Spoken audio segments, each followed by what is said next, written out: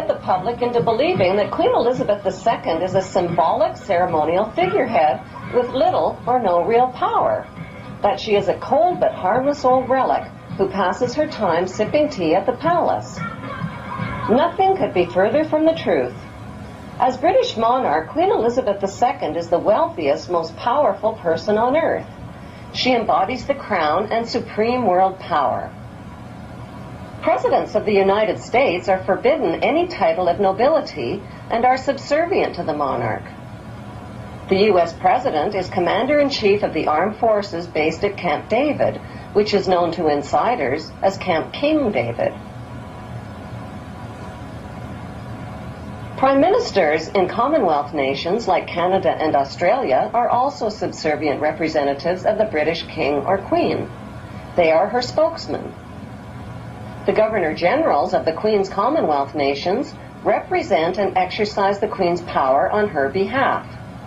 What the general public doesn't realize is that their leaders are only representatives of the monarch and do not possess the power. They exercise the power. They do not reign, they rule.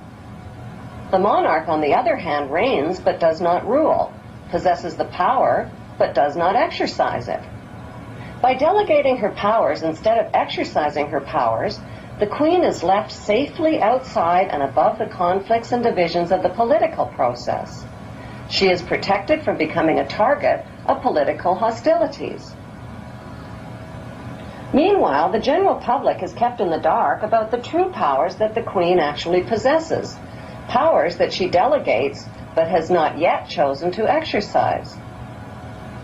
So what exactly are these powers that the Queen possesses but has not chosen to exercise? Her powers include the power to choose the Prime Minister and to dismiss the Prime Minister through her Governor-General, the power to dismiss ministers and the government, the power to dissolve Parliament and call new elections, the power to refuse legislation passed by Parliament, the power to command the armed forces and raise a personal militia. She has the power to read confidential government documents and intelligence reports, the power to declare a state of emergency and issue proclamations. She has the power to elections and enact laws in Her Majesty's name. Few people realize that not a single law is passed without the Queen's consent. She has the power to exercise Crown prerogatives, which means the Queen can declare war through her Prime Minister without even the agreement of Parliament. She has the power to grant and bestow titles and honors like Sir, the power to pardon convicted criminals. So why has the Queen been allowed to legally possess all of these supreme powers? For the sake of tradition? What exactly is the meaning of the term the Crown?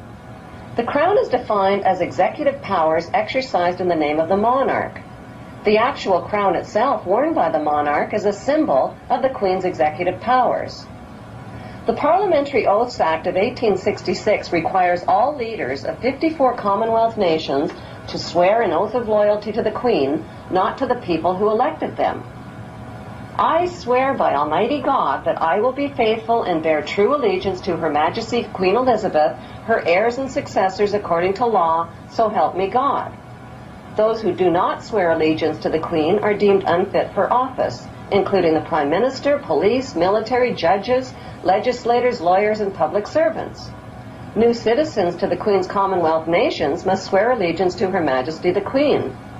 Public land in the Queen's colonies like Canada is called Crown land and includes Aboriginal land. Government corporations are called Crown corporations. The Central Bank of Canada and the Canadian Mint are Crown corporations independent of most government controls. Neither Canada nor Australia, two huge and independent countries in their own right, has dispensed with her services as their head of state. Forms, stationery, and printing are printed by the Queen's printer. Canadian warships are called HMCS, Her Majesty's Canadian Ship, and in Australia they're called HMAS, Her Majesty's Australian Ship. Canada's National Police Force is called the Royal Canadian Mounted Police. All government contracts are between a company or individual and Her Majesty. Court summons are issued in the name of the Queen, and all public inquiries are called royal commissions.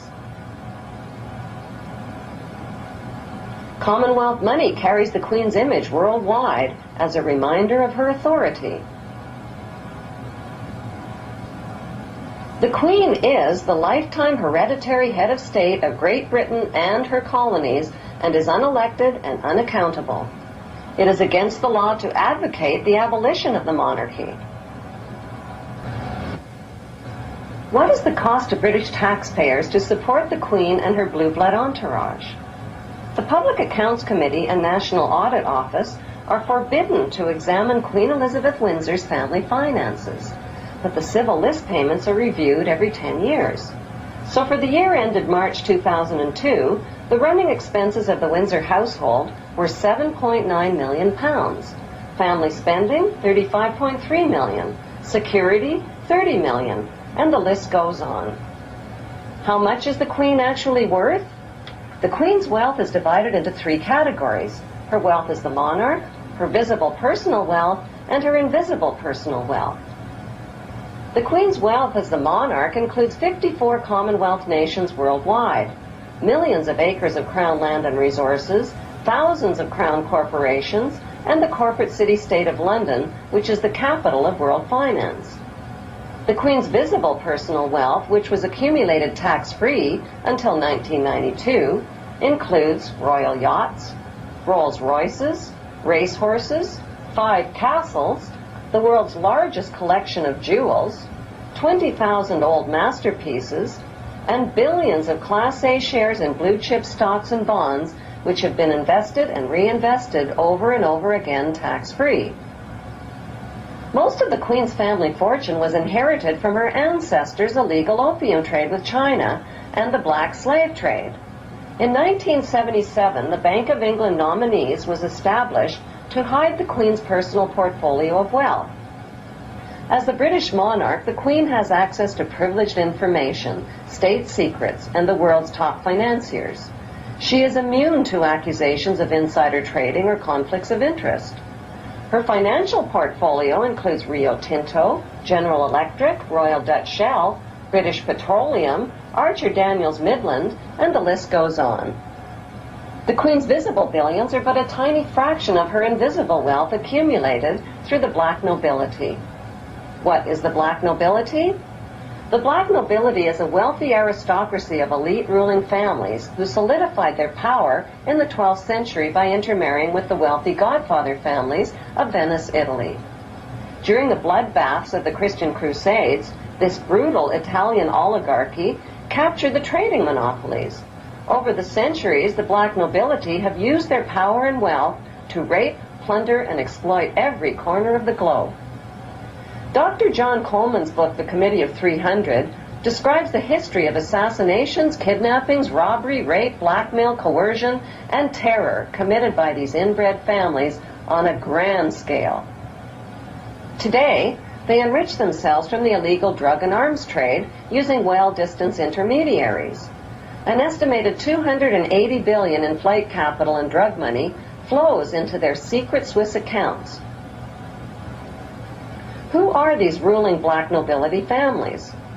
They include the House of Hanover, Germany, the House of Habsburg, Austria, the House of Orange, Netherlands, the House of Liechtenstein in Liechtenstein, and most importantly, the House of Guelph in Britain. All of these family houses can be found on Queen Elizabeth II's family tree.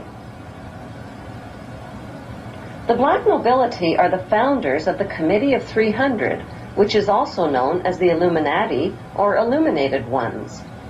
Queen Elizabeth II is head of the committee of these 300 ruling families. The Illuminati was formed to achieve one main objective: one world government called the New World Order. NWO spells own, backwards.